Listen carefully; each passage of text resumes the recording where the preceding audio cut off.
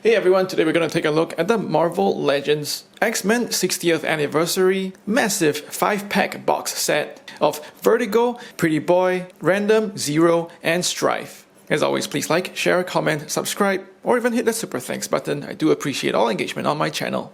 Here's a quick look at the box. I really do like that very iconic X-Men branding logo at the top, faces of the characters in this box set. The artwork is also really vibrant and striking. However, I also do recognize that this is a weird bunch of characters mixed together for this box set, not necessarily appearing all together in the comics. We move on to the top of the box set, and we have the X-Men 60 Years logo. Down to the bottom of the box, some product information, and now to the side, snippets of the cover art for all the characters in this set. On the back of the box, we have the renders of the characters with all their respective accessories. Finally, onto that last side of the box, we have renders of the characters instead of the artwork on the other side. So let's go ahead and get this box set open.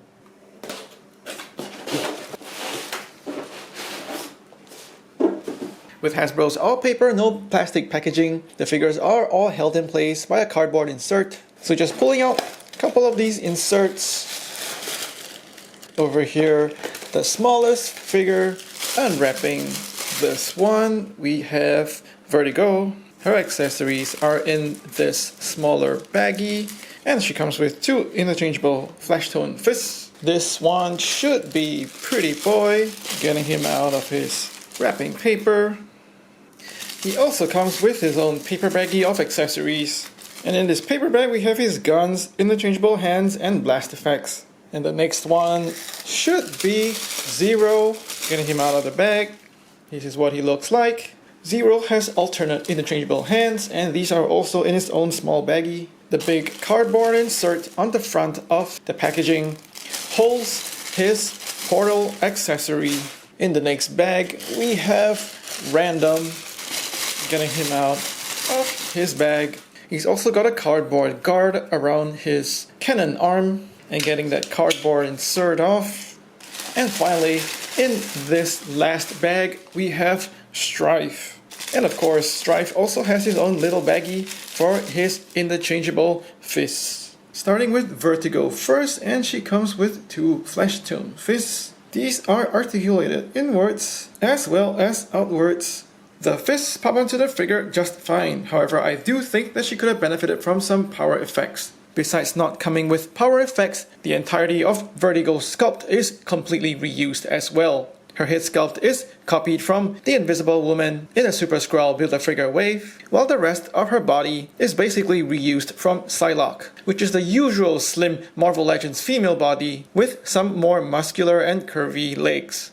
So that means in the day and age of pinless, double-jointed elbows and knees, Vertigo still disappointingly comes with single-jointed elbows, as well as the visible pins on her knees. Reusing that Invisible Woman head sculpt is really lazy, despite having the improved dot pixel painting that comes with much sharper paint applications for her eyes, as well as the green on her lips.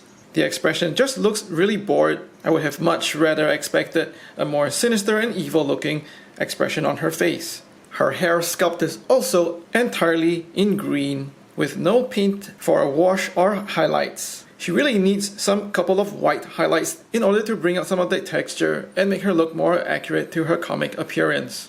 Looking at her body, and it's all mostly white plastic with flesh tone plastic for her exposed right arm. The white plastic has a flesh tone paint applied on the chest and collarbone area, and that flesh tone paint is a decent match to that flesh tone plastic. However, that paint application does fade a little bit just below her right arm. Possibly the only good thing I can say about this figure is that the green paint for the patterns on her outfit are all neatly and sharply applied. I don't see a lot of slap on it, and it's also applied really consistently across the entire figure. However, I will say that this is possibly the only good thing about this figure, especially when she really lacks accessories and really has zero new sculpted parts. She's on standard Marvel Legends female articulation with a ball and a hinge at the top. So her head spins 360, able to look down that far as well as up, just that much, hindered by her hair. Swivel hinge at the shoulder for 360 spin, as well as coming out quite far. Single hinge elbows with a swivel just above the elbow, so she gets about just over 90 degrees of bend, and you can also spin that forearm around. I will say that the plastic consistency is a little gummy. Swivel hinge at the wrist for 360 spin, going in as well as out. Ball joint at the mid-torso, so you can spin her 360. Not much range in the sideways tilting. Going forward, that much, as well as backward, just a little bit. Ball jointed hips that go out, just that much. And no problems forward and backward. Thigh swivel for 360 spin. Double jointed knees for good range. Hinge at the ankles for upward range, as well as downwards. And finally, ankle pivot that goes out and in. To improve her playability, you could borrow those green power effects from characters like Polaris or Richter, but these really should have been included from the get-go. She also has plain green hair, so it's also an option if you want to swap her head onto Polaris. However, I will say that this head sculpt is definitely not as good as the one on Polaris, and she even has better paint on her hair sculpt.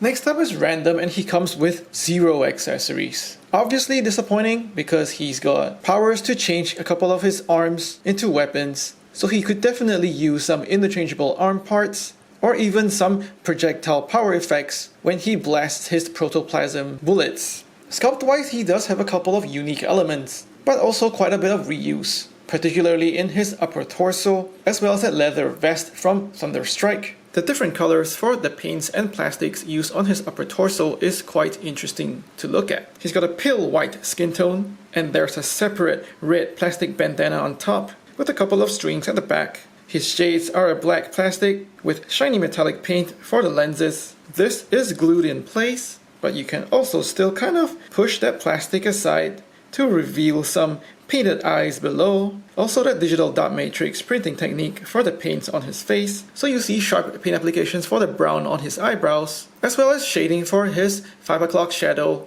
giving him quite a grizzled look. The pink for his lips does look a little too much like lipstick, so that gives a little weird feminine touch to his face. The vest is also nicely painted, cast in brown plastic with a leathery texture, and silver paints for the buckle, the zips and buttons, as well as some red over here for the panel on top of his chest. Down to his powered up left arm. Once again, also that pale flesh tone plastic. Sharp paint applications for that tattoo with a heart. It's accessorized by this armband that is cast in a silver plastic with sculpting to look like a coil of barbed wire. His arm cannon has the ring-like texture around it, so it looks believably formed from his protoplasm body matter, and it also has 3 openings to fire out his rounds. But once again, there are no rounds to speak of or any effect parts. The leather-like texture is also present at the back of his vest.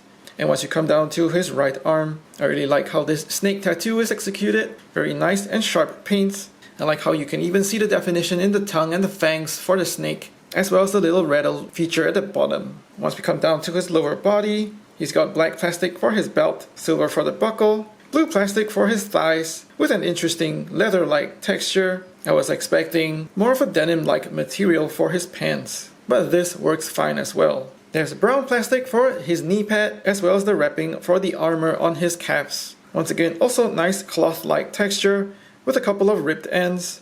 And there are also some buckles painted in silver down the sides of his calf. For his feet, he also has the same brown plastic with a leather texture and a separate metallic plastic that's attached on top with the spikes. So the texture and sculpting is nice on his legs, however it does look a little plain. From far it only looks like 2 shades of plastic, but I'm still decently pleased with how the different colors of plastics and paints are used for his upper body, giving him quite a good characteristic look, and looking like quite a mean, grizzled character. For articulation, his head is on a ball hinge, so you get to turn it left and right, not really going all the way around because it's hindered by his vest. You do also get some little bit of sideways wiggle. He looks down that far, as well as up quite a good bit. Swivel hinge at the shoulders, so that goes 360 and comes out that much, just below 90 degrees. Upper bicep swivel for 360 spin. Double jointed pinned elbows that get you just over 90 degrees, and that's okay considering he's got quite a large lower arm.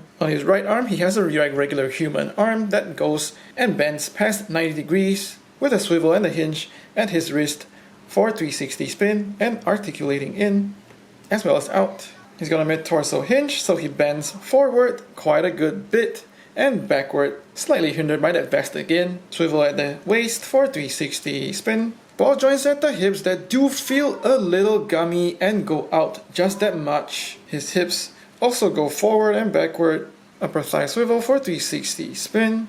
He's got those pinned double hinge knees that give you a decent range beyond 90 degrees. That's hindered by the thicker sculpt on his calf. There's a well hidden and disguised calf swivel, so you can spin his lower legs 360. He's got a hinge for his ankles, so that goes up that much as well as down. And finally ankle pivot that goes out as well as in. Random's articulation scheme is pretty much Marvel Legends standard, so he's easy to pose. However, to really get the most fun out of him, you gotta use some of your own effect parts. Over here I'm using a bigger blast effect part from an Iron Man action figure, and that's held in place with sticky tack. And now we move on to Pretty Boy, and he comes with 2 trigger hands. These are casted in a silver metallic plastic. Nice sculpting for the couple of bumps for his knuckles, as well as panel detail on the back of his hand. And as expected, these trigger hands are articulated upwards as well as downwards. He also comes with 2 uniquely sculpted pistols cast in the black plastic. These 2 pistols look like high-tech weapons. The one on the left has an interesting scope detail, as well as an extended magazine, while the one on the right has a more simple configuration, and it also has some realistic rails at the top. There are also some blast effect parts and smoke effect parts. These are for use with the 2 pistols and are cast in a translucent green plastic, and these also catch the light well. So popping on those trigger hands, holding those 2 futuristic black pistols, which have also their own smoke and blast effects. So I can say that Pretty Boy looks actually quite pretty cool. Pretty Boy is on a brand new sculpt, and this is quite impressive at first glance. Most of it is cast in a metallic looking plastic, and it catches the light pretty well. All the sculpted details also show up quite well because of the way that the light bounces off this plastic material. There's not a lot of paint details, and something tells me that a black wash might bring out some of the details better, or maybe with a little bit of overspray shiny highlights. There are some flesh tone plastic used that's inserted for his neck, and that's also used for his head sculpt. The very precise dot matrix print means that he's got sharp paint applications for his eyebrows, his blue eyes, and also some lip color. His hair is a dark brown, almost black plastic with a nice sculpt to show all the waves. And this hair sculpt kind of reminds me of Superman's mullet. And finally, I also like the expression on his face. He's got quite a cocky, evil grin that really captures his character quite well. Now we move on to the metallic parts of his robotic body. I like how these sculpted details over here at the top imitate his collarbone structure. A smooth sculpt with sculpted panel lines for his chest as well as his shoulders to give him a more bulky and armored look. And this also probably protects all the intricate circuitry. Now we see a little bit of paint detail for his internal wiring on his abdomen area, and this makes some of his internal workings look interesting. He's also got those similarly sharp pin applications for 2 wires that run down his biceps.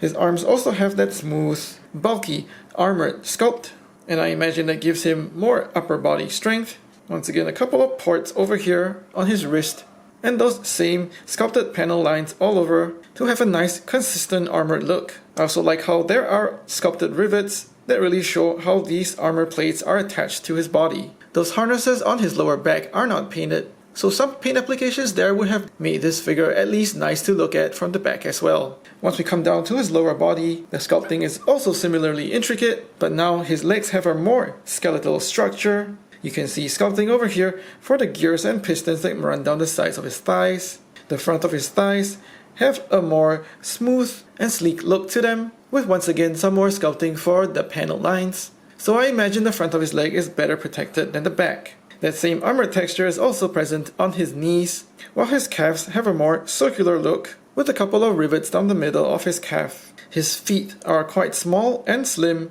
so these kind of complete the more cyborg structure and look to his lower body. So zooming out and looking at the entire structure and build of his body, you can tell that Pretty Boy is quite a dysfunctional villain, focusing a lot on upper body bulk and mass, while keeping his lower bodies just skinny and skeletal. For articulation, his head is on a double ball dumbbell joint, so that means you can spin his head 360, and it also gets some decent bit of sideways tilting. He also looks down that much, as well as up. Swivel hinge at the shoulders that are detented, so you can hear the clicks as it spins all the way around, and it also comes out just slightly beyond 90 degrees. Upper bicep swivel for 360 spin. Since he's on a brand new sculpt, he's also got those double jointed pinless elbows that have a very good range. And at his wrist, he's got a swivel and a hinge that goes in and out. He's got a ball joint at the middle of his torso, so you get some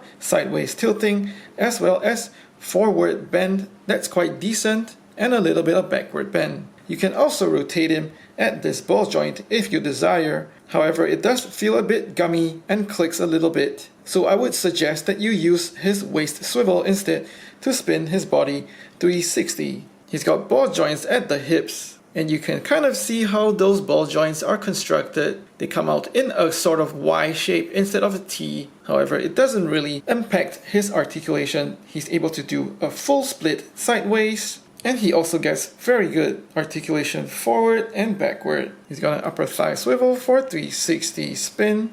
Double jointed knees with the concealed pins, and it's quite a good range because his legs are quite skinny. With the number of sculpted elements on his calf, it's actually a missed opportunity because he doesn't have a calf swivel that could have been well disguised. And with those skinny ankles, he does have a hinge over here that has very good range upwards and downwards. And finally, of course, ankle pivot that goes outwards and inwards with quite generous range. So despite not having an awful lot of paint applications, I think Pretty Boy is actually pretty well engineered and sculpted. His articulation scheme is fun to mess around with, and he also comes with more accessories compared to the other action figures in this box set. So for me, he is definitely the star of this box set. And as for head swaps, Silvermane's head does sit a little tight on that ball joint, but it still works pretty well, maybe looking slightly small for this body. Next up, we're looking at Zero, and he comes with a portal accessory, and this one is reused from Multiverse of Madness Deluxe Defender Strange action figure. This portal is cast in a translucent yellow plastic with exactly the same sculpting details, a spiky sculpt all the way around, as well as a couple more rough and explosive looking sculpt at the bottom of the portal. There's also some black paint over here on the bottom right, and this is supposed to look like some Kirby dots. The paint is applied quite randomly and doesn't look very clean. However, since this is an effect part, to be part of a scene on a diorama, I can look past this. However, I do feel this accessory could have used more paint so that it would have more Kirby dots on it, and it will be more interesting to look at. Zero comes with two alternate hands that are cast in a white plastic, and these look like karate chop hands. They are articulated inwards as well as outwards, and these alternate hands of course pop onto the figure just fine to have him channeling his powers and opening a portal. Zero is on the standard Marvel Legends body that we've seen with Black Panther, Captain Marvel, as well as a couple of other characters like Magneto. He's cast entirely in a white plastic, and there really isn't any particularly interesting or unique detail in the sculpting or paint except for that black circle on the middle of his chest as well as his head. He's got a blank featureless head sculpt. You can only really see the shape of his chin and his cheekbones, and what's really the most disappointing part of this figure is that despite only having one paint application on his face, the Hasbro factory has gone and printed it off towards the left of my figure. So I really can't stand how this looks.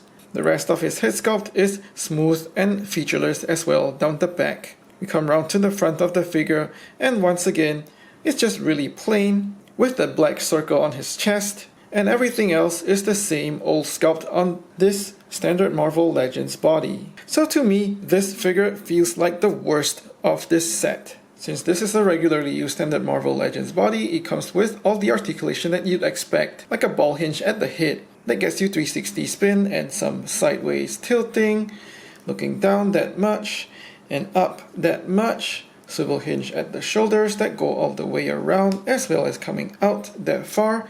Upper bicep swivel for 360. Still those pinned double hinged elbows that get you quite a decent range. Swivel and hinge at the wrist that goes 360 and in and out.